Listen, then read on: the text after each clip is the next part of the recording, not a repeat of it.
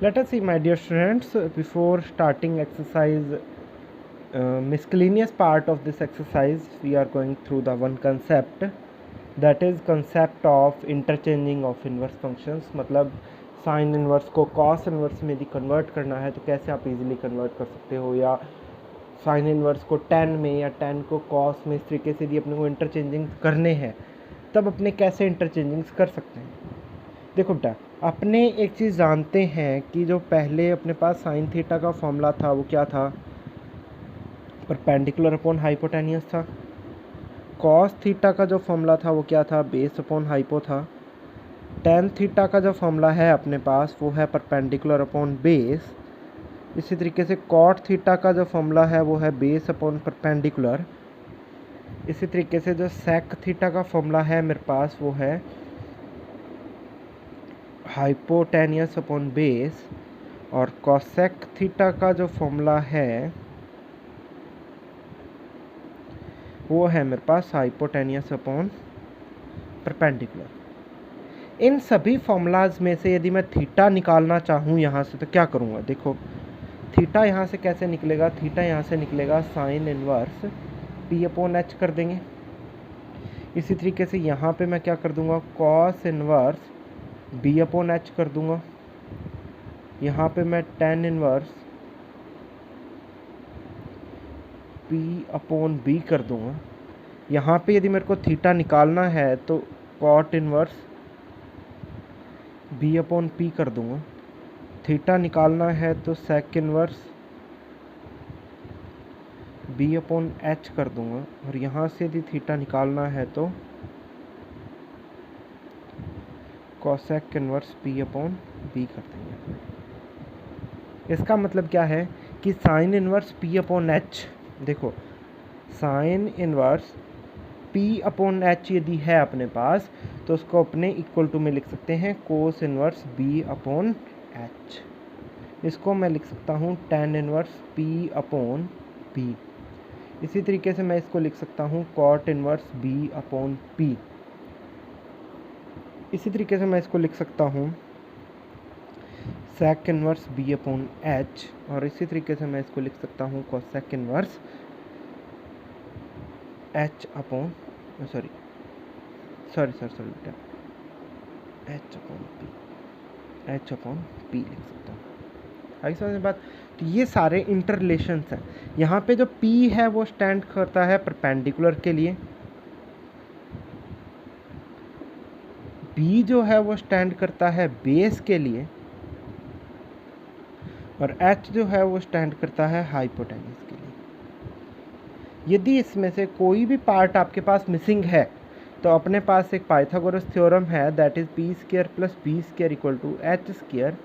इसका यूज़ करके अपने क्या कर सकते हैं, इसको निकाला जा सकता है, फाइंड आउट किया जा सकता है। तो ये आपका पूरा कंसेप्ट है। इसको यदि अभी डिटेल में अपने समझते हैं, ये तो जस्ट मैंने बताया कि ये होता क्या है, इसको डिटेल में अपने अभी क्वेश्चंस जब करेंगे तो समझते हैं कि ये है क्या। देखो बेटा, सबसे पहले मैं इसी की बात कर लेता हूँ, इसी टॉपिक पे चलते हैं। सबसे पहले अपने cos inverse cos 13 pi by 6 को कन्वर्ट करना है, और कॉस की जो वैल्यू होती है वो कहाँ से कहाँ तक वेरी करती है, 0 से पाई तक वेरी करती है। कॉस की वैल्यू मेरी कहाँ से कहाँ तक वेरी करती है, 0 से पाई तक वेरी करती है। अब यदि मैं इसको 13 पाई बाय 6 को लिखना चाहूँ तो क्या लिख सकता हूँ, इसको मैं लिख सकता हूँ बेटा cos inverse cos 2 pi plus pi by 6 लिख सकता हूँ। क्योंकि देखो 13 पाई बाय 6 है, यदि मैं इसको 2 पाई प्लस पाई बाय 6 लेता हूँ तो इसका अगेन एलसीएम लेंगे, अपने पास क्या आएगा 6, 12 pi plus pi equal to 13 pi by 6 आ जाएगा, कोई प्रॉब्लम नहीं है। अब देखो 2 pi plus theta, cos 2 pi plus theta क्या होता है, 2 पाई प्लस मतलब फोर्थ क्वाड्रेंट से वापस फर्स्ट क्वाड्रेंट में आ गए। फर्स्ट क्वाड्रेंट में आते ही सारी चीज़ें क्या हो जाती हैं, पॉजिटिव हो जाती हैं। फर्स्ट क्वाड्रेंट में आती है अपने पास सारी चीज़ें क्या हो जाती हैं, पॉजिटिव हो जाती हैं। तो देखो 2 पाई प्लस थीटा की यदि मैं यहाँ बात करूँगा तो क्या आएगा, ये कॉस इनवर्स 2 पाई पे फंक्शन चेंज नहीं होता है तो कॉस कॉस ही रहेगा और इसकी वैल्यू आ जाएगी π/6। कॉस इनवर्स कॉस थीटा मैं जानता हूँ, इसकी आंसर होता है π/6 होता है। This is your answer. इसी तरीके से 2 sin इनवर्स 3/5, इसको प्रूव करना है tan inverse for 24 let us see my dear friends now अपने इस 2 sin इनवर्स को पहले कन्वर्ट कर सकते हैं सिर्फ sin इनवर्स की फॉर्म में, और यदि मैंने इस 2 sin इनवर्स की फॉर्म को सिर्फ sin इनवर्स में कन्वर्ट कर लिया तो देन मैं उसको किस में कन्वर्ट कर सकता हूँ, tan इनवर्स में ईजिली कन्वर्ट कर सकता हूँ। ठीक है, देखो लेट अस सी, सिर्फ एक बार देखिए इस क्वेश्चन को ना। देखो 2 sin इनवर्स x का जो मेरे पास फॉर्मूला होता है वो क्या होता है, वो होता है मेरे पास sin इनवर्स 2x √1 - x² होता है। अब 2 sin इनवर्स x का ये वाला फॉर्मूला अपने पास होता है ना, तो इसको पहले 2 sin इनवर्स को सिर्फ sin इनवर्स की फॉर्म में कन्वर्ट करते हैं। देखो क्या आएगा, sin इनवर्स 2x 2 × 3/5 √1 - x² 3/5 का whole square, sin inverse as it is 6/5 √1 - 9/25। LCM लिया जाए इसका, 6/5 इंटू एलसीएम लेते हैं बेटा 25 - 9/25 क्या आ गया, sin inverse 6/5 into 16/25 under root में था ये। देखो इसकी जो वैल्यू आ गई sin इनवर्स की फॉर्म में वो क्या आ गई, 6/5 तो एज इट इज़ रहने दो बेटा, इंटू 16/25 को मैं रूट से बाहर निकालूंगा तो ये क्या बन जाएगा मेरे पास, 4/5 बन जाएगा। तो ये हो गया जी sin इनवर्स 24/25। अब अपने एक चीज़ जानते हैं कि ये किसके इक्वल है, sin इनवर्स P/H के इक्वल है। रख सकता हूँ मैं इसको, P की वैल्यू जो होगी यहाँ से 24 हो गई और H की वैल्यू यदि होगी अपने पास 25, तो B की जो वैल्यू हो जाएगी वो क्या हो जाएगी, h² - p²। यहाँ से यदि B आप निकालोगे तो वो आएगा 7, यहाँ से यदि अपने B निकालेंगे तो वो क्या आएगा 7। अपने को पता है कि sin इनवर्स P/H किसके इक्वल है, tan इनवर्स P/B के इक्वल है। तो sin इनवर्स P की वैल्यू थी 24/25 जो हो गया वो इक्वल हो गया tan इनवर्स P की वैल्यू है 24 और B की वैल्यू है 7, तो वैल्यू होगी 24/7। मतलब मैं sin इनवर्स 24/25 को क्या लिख सकता हूँ, tan इनवर्स 24/7 लिख सकता हूँ। यही तो अपने को प्रूव करना था, यही तो अपने को क्या करना था, प्रूव करना था। ये किसके इक्वल आ गया, RHS के इक्वल आ गया ना, तो प्रूव्ड है, पार्ट खत्म। तो प्रॉब्लम है तो बताओ, इसमें कुछ नहीं करना। 2 sin इनवर्स को सबसे पहले अपनों ने साइन की फॉर्म में कन्वर्ट कर लिया और देन अभी जो मैंने आपको पार्ट समझाया वो पार्ट अपनों ने सॉल्व कर लिया। इसी तरीके से क्वेश्चन नंबर 4 देखिए। अब अपने को ये जो फॉर्म दी हुई है वो दी हुई है sin inverse A plus sin inverse B की। पहले इस फॉर्म को सॉल्व करके sin इनवर्स का फंक्शन बनाएंगे। एक बार यदि ये sin इनवर्स का फंक्शन बन गया तो अब अपने इसको क्या करेंगे, tan इनवर्स की फॉर्म में कन्वर्ट कर लेंगे इजीली। देखो कैसे करते हैं। sin inverse A plus sin inverse B का जो फॉर्मूला होता है वो क्या होता है, इसका फॉर्मूला होता है बेटा sin inverse A √1 - b² plus B √1 - a²। तो लगाओ formula, sin inverse 8/17 into 3/5 plus 8/17 √1 minus 3/5 का whole square plus 3/5 into √1 minus 8/17 का होल स्क्वायर। यहाँ से देखो इसको करते हैं solve. Sine inverse 8/17 as it is रहने दो, इंटू इसको यदि अपने सॉल्व करेंगे तो क्या आएगा 1 माइनस 9/25 आएगा प्लस 3/5 एज इट इज़ रहने दो। इसको यदि मैं सॉल्व करता हूँ तो क्या आएगा 64/289 आएगा। आया समझ में बेटा? देखो अब नेक्स्ट चलते हैं। Sign inverse 8/17 into 4/5 plus 3/5 into √289 minus 64/289। आया समझ में बेटा? तो ये देखो ये टर्म क्या बन गई अपने पास, एक बार यहीं सॉल्व करते हैं। ये टर्म बन गई मेरे पास साइन इनवर्स 32/85 प्लस 3/5 इंटू 289 में से यदि 64 जाएंगे तो ये बचेगा √225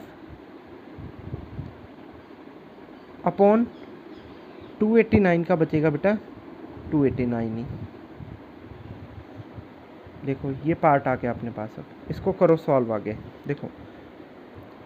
देखो जी ये टर्म वो है जो अपने पीछे से कैरी फॉरवर्ड कर लिए। इसको करो सॉल्व। देखो बेटा क्या आएगा 32/85 प्लस 45/85 क्या आया? देखो साइन इनवर्स 85 अपने पास एलसीएम है, 32 प्लस 45 आएगा। इसको यदि मैं सॉल्व करूँगा तो आएगा साइन इनवर्स 77/85। ये अपने पास आ गया। आप देखो ये अपने पास है क्या, साइन इनवर्स की टर्म है। अपने को कन्वर्ट करना है इसको किस में, tan इनवर्स में ना। तो देखो इसको मैं क्या लिख सकता हूँ, साइन इनवर्स P/H लिख सकता हूँ। इसको मैं क्या लिख सकता हूँ, साइन इनवर्स P/H। मतलब यहाँ से जो P की वैल्यू आ गई वो तो आ गई 77 और H की वैल्यू आ गई 85।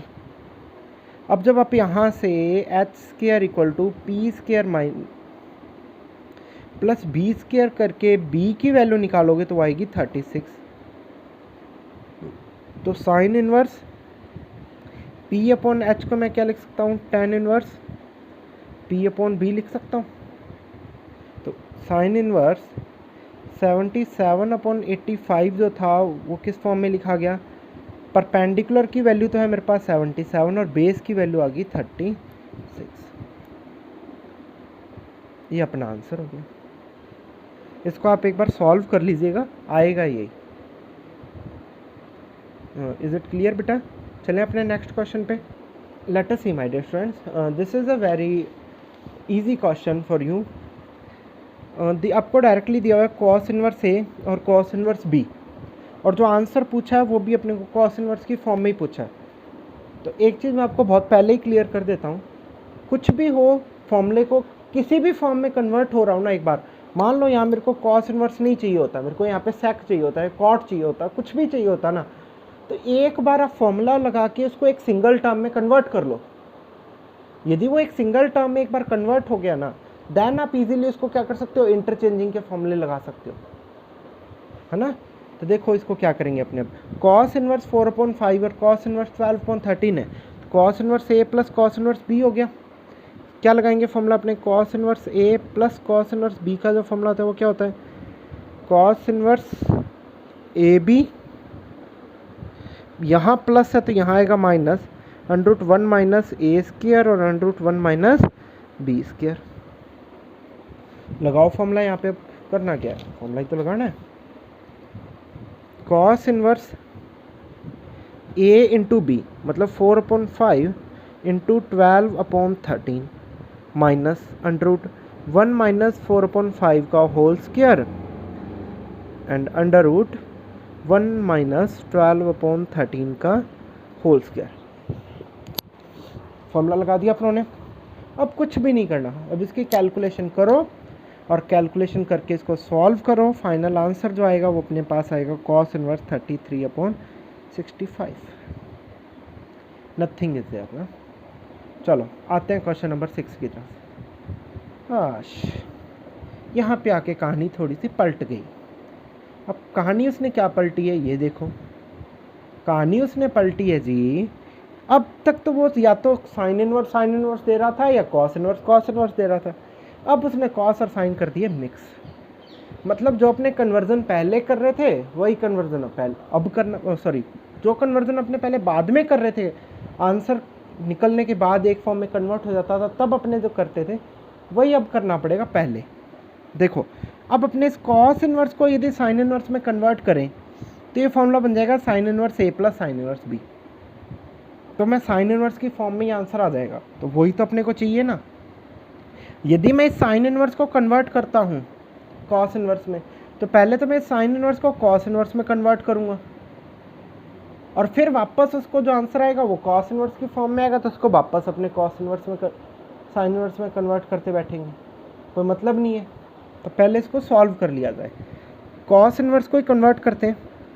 कॉस इनवर्स 12/13 दिया हुआ है, क्या लिखेंगे इसको अपने? कॉस इनवर्स b/h की फॉर्म है। कॉस इनवर्स b/h है, साइन इनवर्स में लिखना है तो किसके इक्वल होता है? साइन इनवर्स p/h के इक्वल होता है।